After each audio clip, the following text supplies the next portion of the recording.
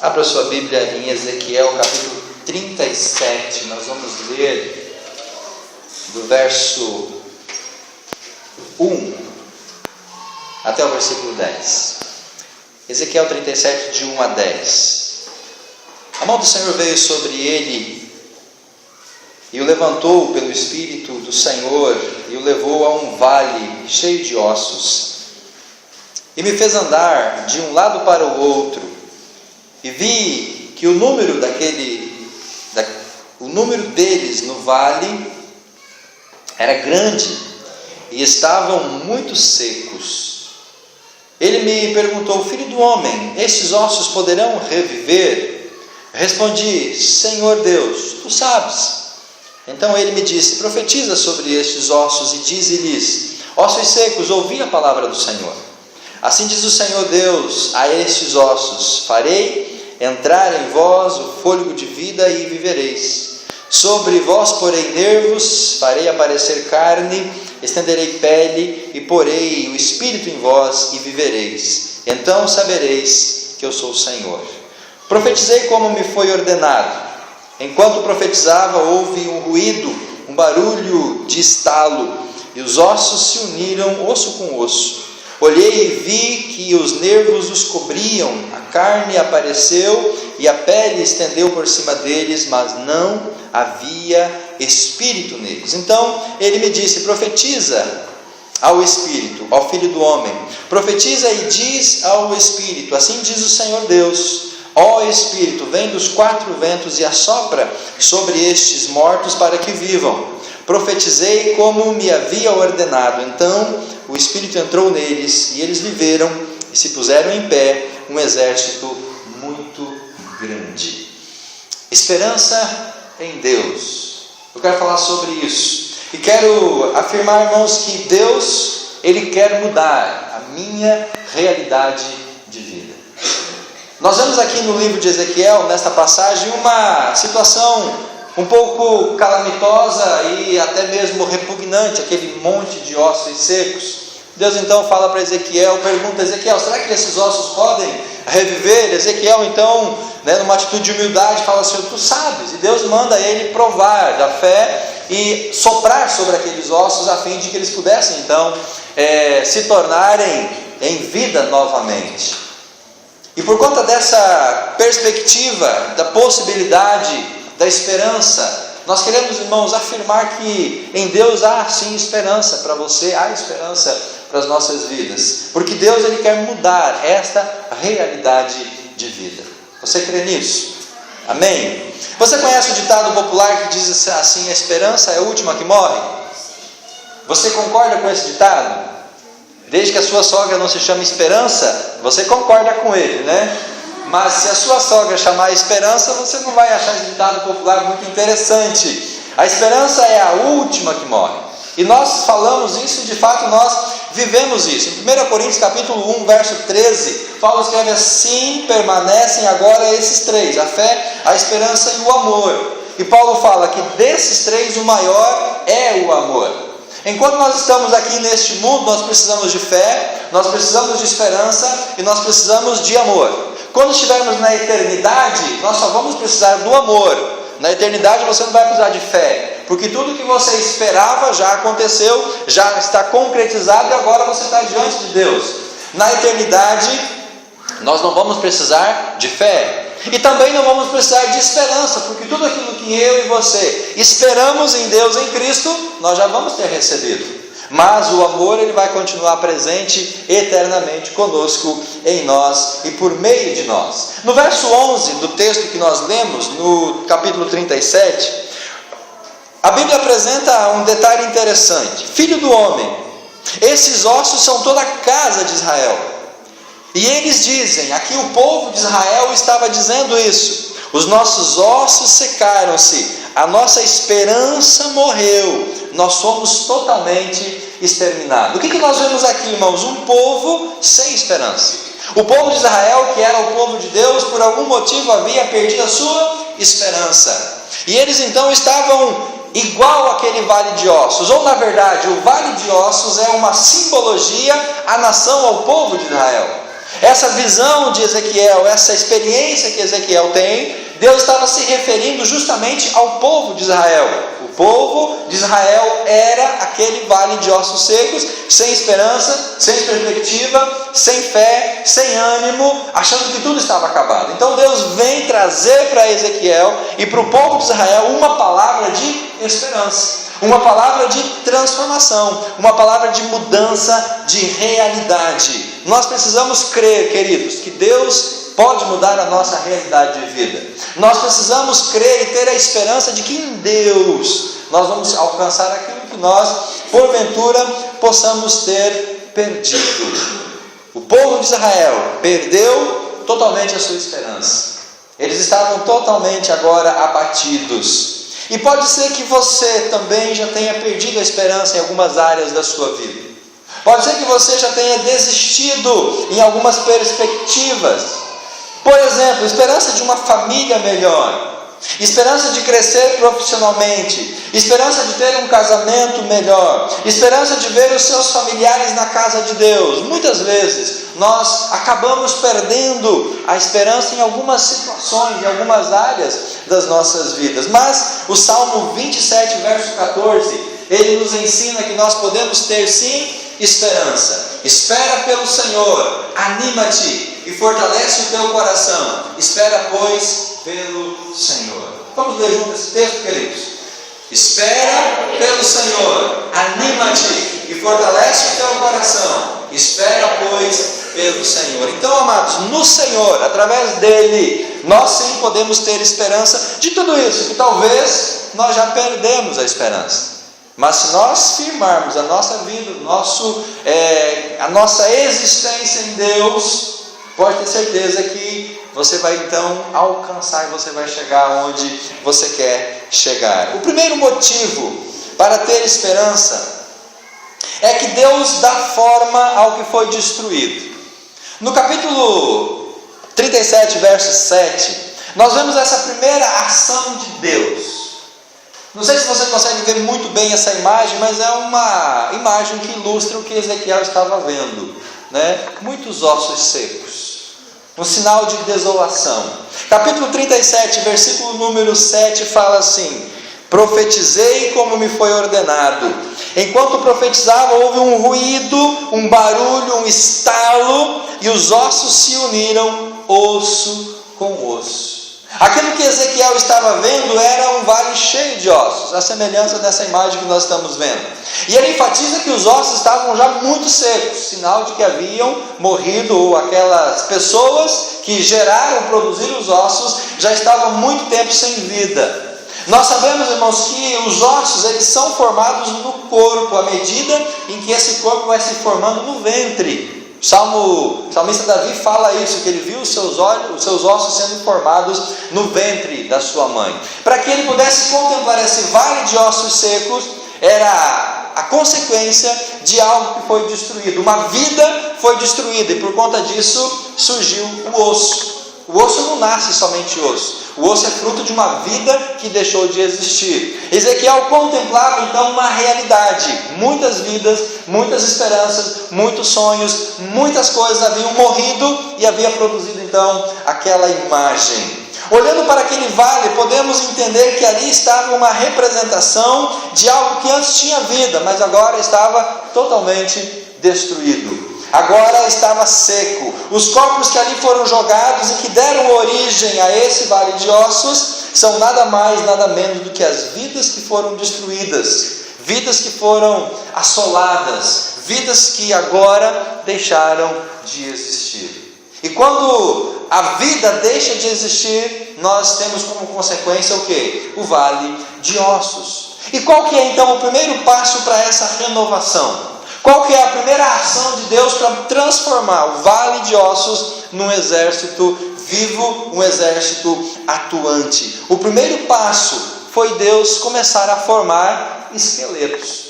Ezequiel fala isso, que primeiramente ele ouviu um ruído, osso batendo com osso, houve um movimento naquele lugar, e cada ossinho agora começou a procurar o seu parceiro, o seu amigo, ou cada osso passou a encontrar o seu lugar no esqueleto. Muitos ossos haviam lá, muitas vidas estavam lá, ou muitos ossos estavam naquele lugar. Então Deus começou a organizar aquela bagunça que estava de osso. Deus começou a colocar cada ossinho no seu lugar, e assim Ele começou a formar então aqueles esqueletos. E aquilo que antes era uma desolação, agora começa a tomar forma. Aquilo que antes era apenas um amontoado aleatório de osso, agora começa a ter forma, embora não uma forma muito agradável, um esqueleto, mas já era melhor do que apenas aquela situação, aquela realidade que nós encontramos no livro de Ezequiel. E paralelo a isso, queridos, em Gênesis capítulo 1, verso número 2, abra sua Bíblia em Gênesis capítulo 1, versículo 2, e já deixa sua Bíblia marcada nesse texto, que nós vamos voltar a ele em alguns momentos nesta noite ainda. Gênesis capítulo 1, verso 2, nós vamos encontrar uma mesma realidade que nós encontramos em Ezequiel 37. Capítulo 1 de Gênesis, verso 1 e 2. Podemos ler os dois versículos para nós termos um entendimento do contexto. No princípio Deus criou os céus e a terra. Verso 2: a terra era sem forma e vazia, havia trevas sobre a face do abismo, mas o Espírito de Deus pairava sobre a face das águas. O que nós vemos aqui? Um cenário de desolação. O que nós vemos aqui? Um cenário de tristeza, um cenário de caos. A terra era sem forma e vazia. A terra estava então em caos, havia trevas naquele lugar. Havia então aqui, irmãos, uma realidade semelhante, na sua perspectiva, à realidade de Ezequiel 37, o vale de ossos. Essas duas realidades, elas se fundem. Essas duas realidades, elas agora estão de igual maneira. Mas a partir do verso 3, nós vamos ver que Deus começa a agir naquela situação de calamidade. A partir do verso 3 até o verso 10, nós vemos que Deus começa a dar uma forma para a criação. Deus faz surgir a luz, a água, separa a água da terra seca, e Deus conclui lá no versículo 10 dizendo: e Deus viu que isso era bom. Então a mesma ação lá em Ezequiel acontece aqui em Gênesis. Do caos, da calamidade, da bagunça, da desordem, Deus começa a colocar as coisas no seu devido lugar. E quando Deus chega nesse momento, Ele olha para aquilo que Ele havia feito e diz: isso ficou jóia, isso ficou muito bom. O que isso tudo tem a ver com a nossa vida? Muitas vezes a nossa vida, a nossa família, nossa profissão, até mesmo a igreja, nós acabamos experimentando um momento, um tempo de desordem. Nós vivemos um tempo de caos, nós vivemos um tempo de trevas, um tempo de desânimo, um tempo de amargura. Nós podemos, irmãos, viver em alguns momentos um vale de ossos secos. Nós podemos viver em algumas realidades, Gênesis capítulo 1, verso 2, sem forma e vazio e com trevas, sem esperança, sem perspectiva, sem futuro, sem algo que nós possamos então ter como parâmetro para as nossas vidas. E aí então nós vamos ter que agir, ou deixar Deus agir, para mudar essa realidade. E Deus começa então a agir, Deus começa a transformar. Você diz: Deus, me ajuda, Pai, muda a minha realidade, Deus, muda a minha história. E Deus começa então a agir, Deus começa a declarar, Deus começa a trazer bênçãos para as nossas vidas, a mexer naquelas áreas que estão totalmente destruídas. Deus começa a restaurar as coisas, Deus começa a colocar cada coisinha no seu lugar, e um processo de transformação acontece, um processo de mudança agora é iniciado. E muitas vezes, irmãos, nós não temos paciência para esperar esse processo. Muitas vezes nós não temos esse entendimento de que Deus não vai mudar tudo nas nossas vidas num único momento, numa única hora, numa única situação. Nós temos que ter a percepção de que o agir de Deus, ele passa por momentos, por fases, por etapas. Ou a sua vida ela saiu do caos para as 7 maravilhas, do dia para a noite. A sua vida saiu da completa desordem para o ideal que você tem de vida, de único momento? Eu creio que não, amados. Eu creio que na grande maioria Deus faz isso dentro de um processo. Lá em Ezequiel ele começou a juntar os ossinhos, cada osso com seu pai, e assim formou os esqueletos. Aqui em Gênesis, Deus começa a organizar, separar luz das trevas, água da terra. Deus começa a colocar em ordem aquilo que estava em plena bagunça. Deus começa a agir, Deus começa a mudar, Deus começa a transformar. E aí Ele vai continuar esse processo. E o segundo motivo para nós termos esperança é o que nós encontramos lá no capítulo 37 de Ezequiel, no versículo número 8. Olhei e vi que os nervos os cobriam, a carne apareceu e a pele se estendeu por cima deles, mas não havia o espírito. Qual foi o primeiro passo que Deus deu? Formar os esqueletos. Mas era a obra completa? Era aquilo que Deus queria? Não. Agora então Deus vai fazer um segundo momento, ou uma segunda ação. É justamente mais ou menos o que nós vemos aqui. De um esqueleto propriamente dito, Deus começa agora a colocar tendões, nervos, músculos. Aí Deus coloca pele até concluir aquele projeto. Porém, no final do verso 8, fala, mas não havia o Espírito. Então o processo não havia terminado. Depois de Deus dar esse segundo passo, Deus começar a aperfeiçoar aquilo que estava totalmente fora de ordem, de dar esse primeiro pontapé inicial, Deus continua a sua obra. Não chegou onde Deus queria. Deus então faz esse segundo momento, Ele passa por essa segunda etapa, e agora não é mais esqueleto, você não tem mais ossos, você já tem agora um corpo definido, você já tem um corpo coberto de pele, de carne, de nervos, algo mais agradável, mais aprazível, mas não é ainda aquilo que Deus gostaria que acontecesse. Na sua vida, na minha vida, essas coisas também aconteceram assim. Do pleno caos, você viu a sua vida melhorando um pouquinho. Amém? E depois então dessa melhoradinha, aí Deus foi aperfeiçoando mais alguns detalhes, mais algumas realidades. E aí você começou a ver a sua vida de uma maneira mais agradável, mais aprazível. Lá no livro de Gênesis, no capítulo 1, verso de 11 a 19, nós vemos essa realidade acontecendo. Nós vemos agora Deus dando então um segundo passo, um segundo momento, uma segunda etapa neste processo de transformação. Capítulo 1, do 11 até o 19, nós vemos aqui então Deus aperfeiçoando aquilo que Ele antes colocou em ordem. Deus agora começa a cobrir a terra com vegetação. Deus agora começa a colocar plantas, flores, grama, árvores frutíferas. Deus começa então agora a colocar o sol, a lua, as estrelas. Ele embeleza o céu, Ele embeleza a terra. O que antes só Ele separou, organizou, agora Ele começa a cobrir. Agora Ele começa então a dar um toque, vamos dizer assim, feminino, embelezando, adornando, tornando mais agradável. Como é lindo o céu à noite, né? Sem nuvem, aquele céu estrelado. É lindo o céu, não é? Já imaginou você olhar para o céu e não tem nenhuma estrelinha lá?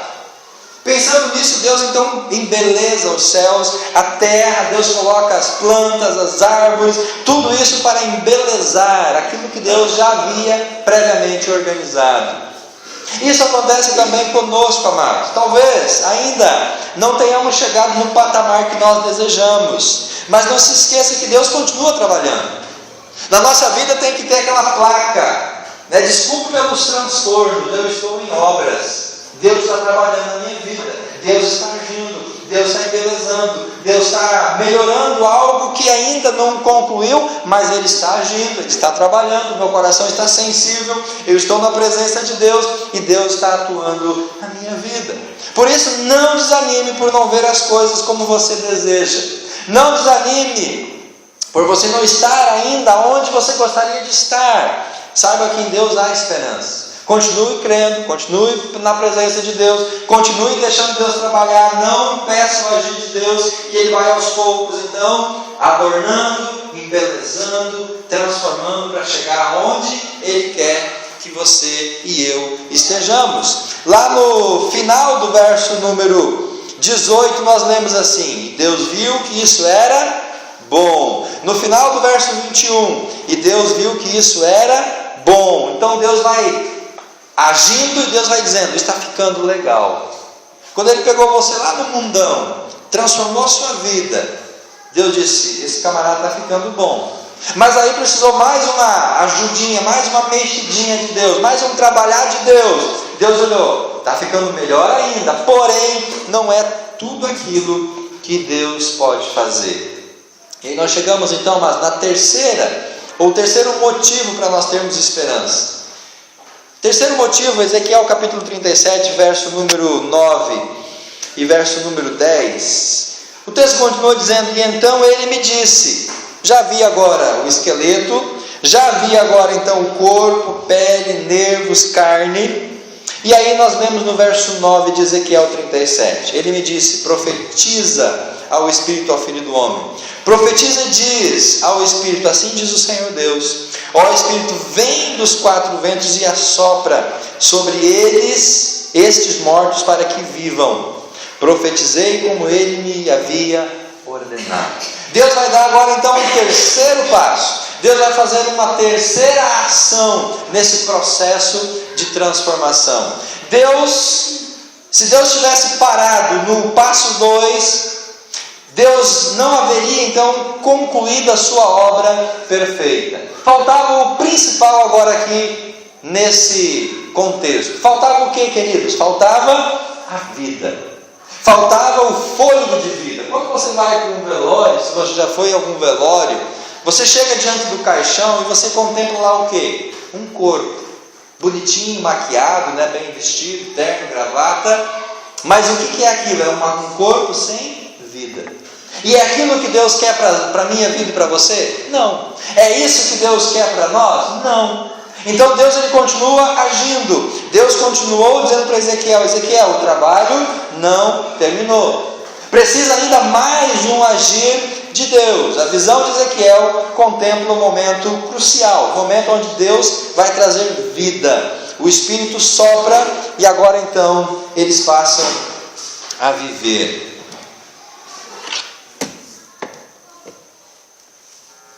Aqueles corpos agora então passam a respirar. Por quê? Porque Deus soprou lá dentro o fôlego de vida. Não eram mais ossos, não eram apenas corpos. Deus agora estava agindo de uma maneira diferente naquele momento, naquela situação. Agora havia o que? Um pulsar naquele coração. Agora sangue corria pelas veias. Agora os pulmões respiravam. Agora o coração batia.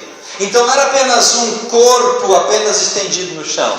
Agora havia a vida. Agora havia o sopro de Deus. Eles poderiam se mover, eles poderiam agir, eles poderiam andar, eles poderiam se locomover. Lá em Gênesis, no capítulo 1, verso 20 e 25, nós vemos Deus agindo na sua criação. E Deus então agora vai dar um terceiro passo. Deus vai tomar uma terceira atitude no processo criador. Capítulo 1 de Gênesis 20 ao 25. Deus agora enche as águas com os peixes. Deus agora coloca aves que voam pelos céus. Deus agora coloca os rebanhos de animais. Deus agora povoa a terra. Deus povoa os céus. Deus povoa os mares. E lá no verso 22 fala assim: Deus viu que ficou muito bom.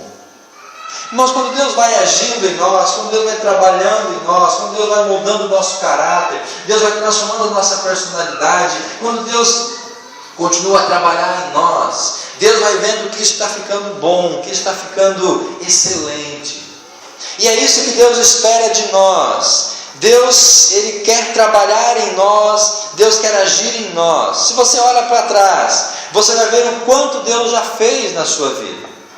Você já vai ver o quanto Deus agiu, o quanto Deus transformou a sua vida, a sua família, o quanto Deus tem mudado nós como igreja. E nós então vamos comparando o que nós éramos com o que nós somos agora. Mas nós temos que olhar e saber o que nós queremos ser lá na frente. Nós fazemos toda essa comparação e nós vemos que Deus já agiu de maneira muito grande. É ou não é verdade?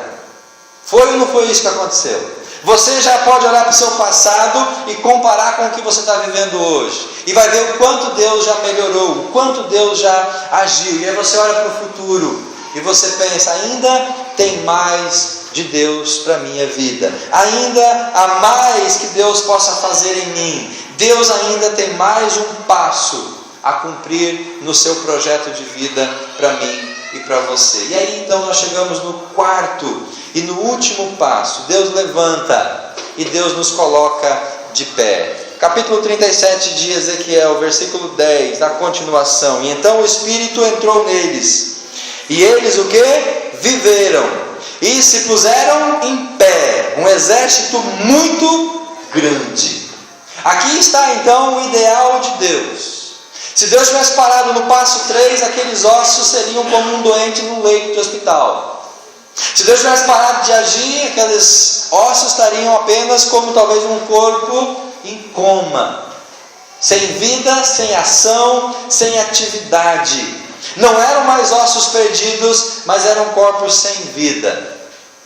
E agora então esses corpos, recebendo a vida, precisavam se colocar em pé. Eles precisavam agir. A profecia não termina enquanto os ossos não atingiram o padrão de Deus, ou chegaram aonde Deus queria que eles chegassem.